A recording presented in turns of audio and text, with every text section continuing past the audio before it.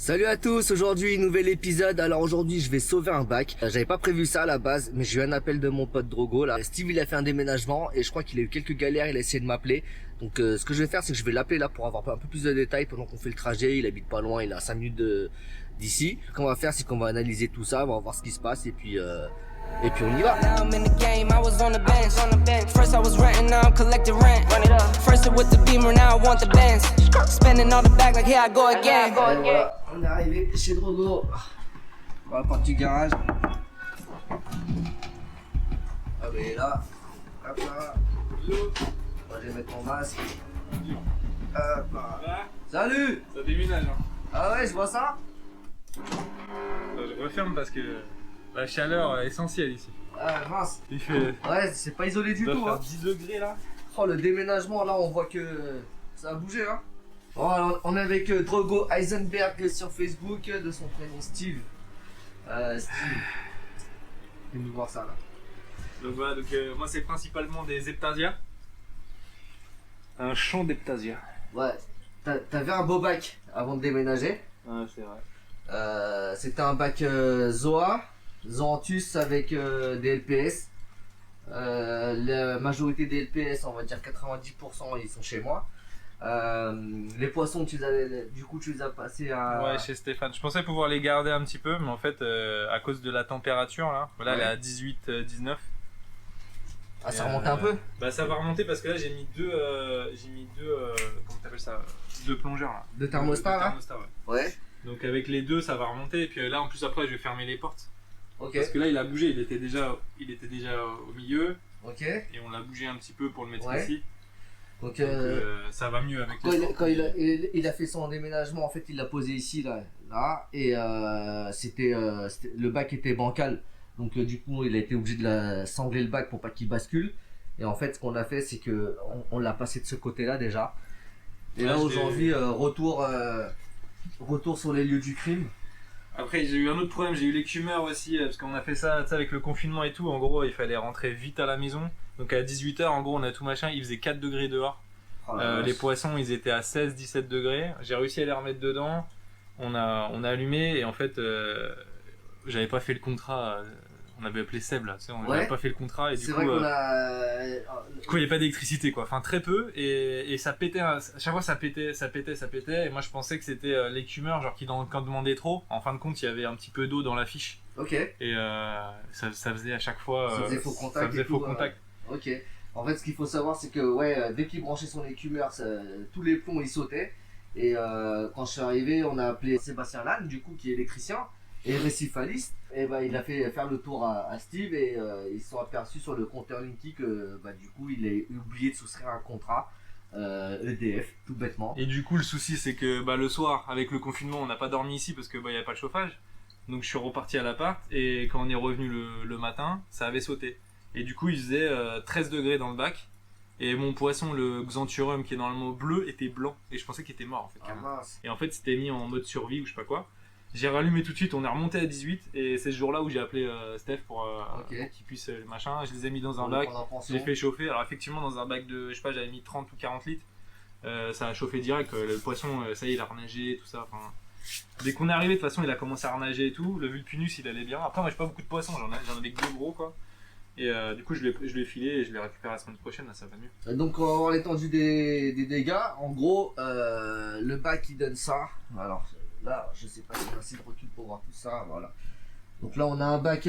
En fait, c'était un bac d'eau douce que t'as racheté au début. Ouais, T'as j'ai acheté un commencé bac d'eau douce et j'ai percé 3. J'ai fait ça en mode MacGyver, quoi. J'ai fait 3 trous, j'ai pris du bois pour faire mon support.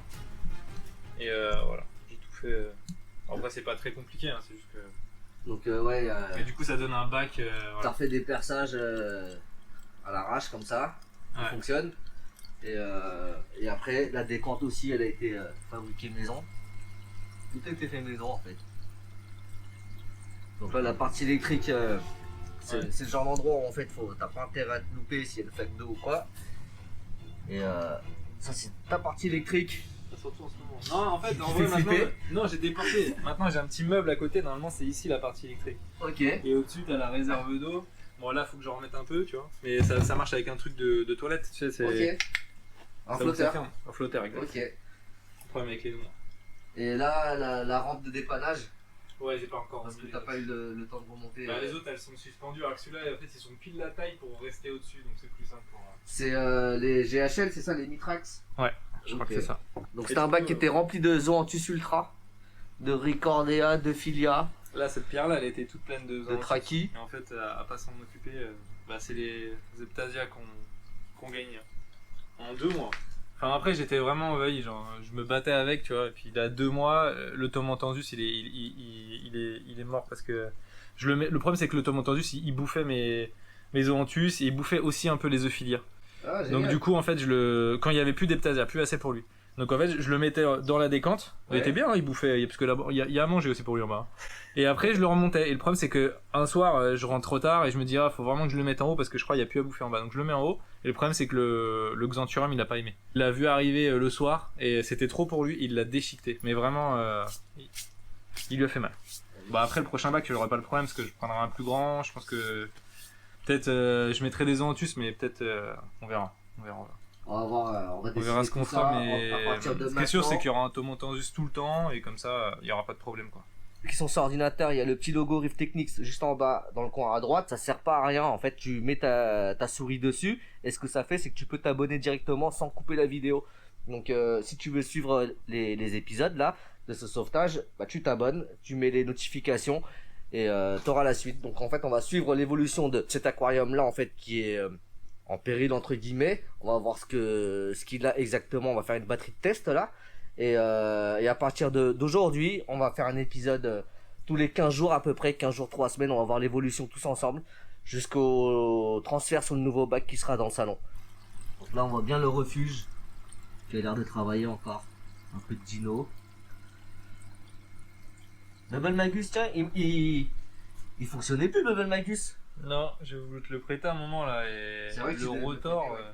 je l'avais bien nettoyé et j'avais mis le rotor à l'intérieur. Je pense que si vous utilisez pas quelque chose comme ça, le mieux c'est de retirer le rotor là. Parce qu'en fait le rotor il est resté dedans et je sais pas si on voit bien mais ça a gonflé. Parce que je pense qu'il y avait un peu d'humidité et le fait de pas tourner, je pense que ça l'a complètement ça l'a bousillé quoi. Et du coup j'en ai trouvé parce que c'est une pompe Aquabit 2000, le truc n'existe plus et je voulais pas changer la pompe c'est parce que c'est pour dépannage. J'ai trouvé ça sur Neoquarium, je sais pas quoi. Ah, Néoquarium.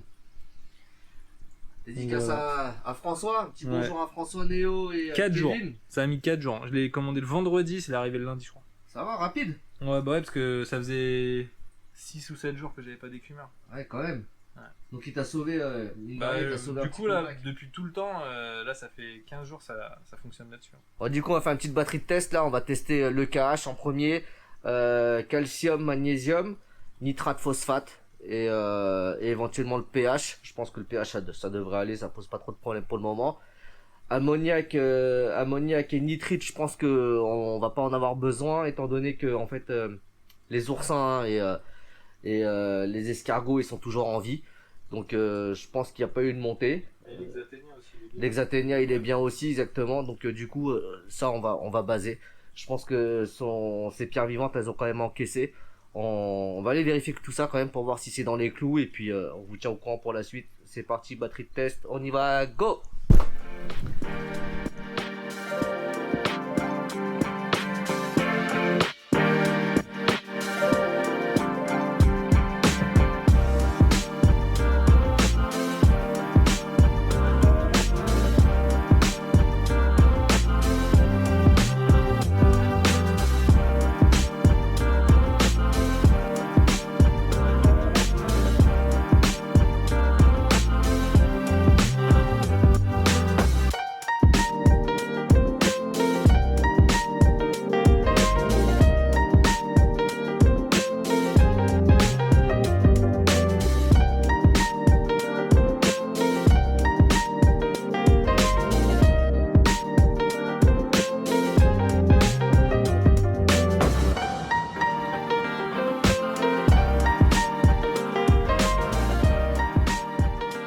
Résultat des tests, on est du coup en KH on est à 8, en calcium 390, magnésium 1120, Nitrate, phosphate. Alors, nitrate, on est à 50. C'est un peu haut. Et phosphate aussi, on est à 1.0.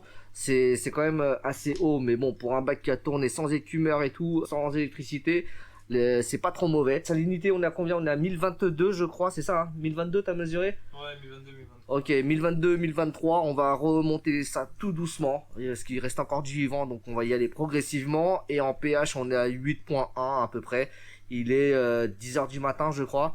Et c'est une valeur qui est plutôt acceptable. Donc on va redresser tout ça tout doucement. Prochain épisode, on refait le décor, on nettoie le bac. On refait une batterie de test. Si tout va bien dans la foulée, on va récupérer le vivant. Et on remet tout ça en eau. Tout doucement, on réacclime tranquille. Et on voit ce qui se passe. On a constaté les dégâts. Il n'y en a pas énormément. On va pouvoir passer à la suite très très rapidement, je pense, s'il n'y a pas de montée de nitrite et d'ammoniac. Sait-on jamais.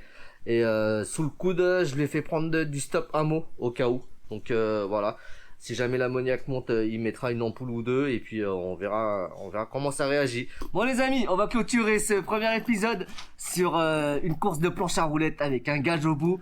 Celui qui arrive le dernier en bas de la pente, il se tape la réfection du décor et le siphonnage de la sédimentation dans le bac.